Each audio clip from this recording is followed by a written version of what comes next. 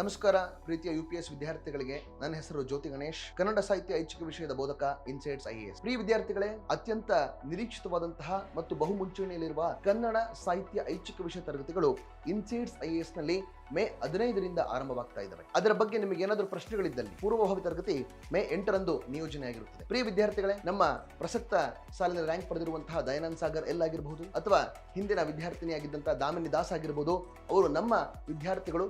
ಅದು ನಮ್ಮ ತರಗತಿಯ ಗುಣಮಟ್ಟವನ್ನು ಹೇಳುತ್ತೆ. ಪ್ರಿಯ ವಿದ್ಯಾರ್ಥಿಗಳೇ, ಈ ತರಗತಿಗಳು ಕನ್ನಡ ಸಾಹಿತ್ಯ ಐಚ್ಛಿಕದ ಪಠ್ಯಕ್ರಮದ ಸಮಗ್ರತೆ ಮತ್ತು ವಿಶ್ಲೇಷಣಾತ್ಮಕ ದೃಷ್ಟಿಯನ್ನ ಒದಗಿಸುವಲ್ಲಿ ವಿದ್ಯಾರ್ಥಿಗಳಿಗೆ ಸಹಕಾರಿಯಾಗಿರುತ್ತವೆ. ಕೇವಲ ತರಗತಿಗಳಷ್ಟೇ ಅಲ್ಲದೆ ಉತ್ತರ ಬರವಣಿಗೆ ಕೌಶಲ್ಯವನ್ನು ವೈಯಕ್ತಿಕ ಮಾರ್ಗದರ್ಶನದ ಮೂಲಕ ವಿದ್ಯಾರ್ಥಿಗಳಿಗೆ ನೀಡುವಲ್ಲಿ ಈ ತರಗತಿಗಳು ನಿಯೋಜನೆಗೊಂಡಿರುತ್ತವೆ. ಈ ತರಗತಿಗಳ ನೋಂದಣಿ ಇದಾಗಲೇ ಆರಂಭವಾಗಿದೆ. ನೆನಪಿರಲಿ, ಮೇ 15ನೇ ತಾರೀಕು ತರಗತಿಗಳು ಆರಂಭವಾಗ್ತಾ ಇದ್ದಾವೆ.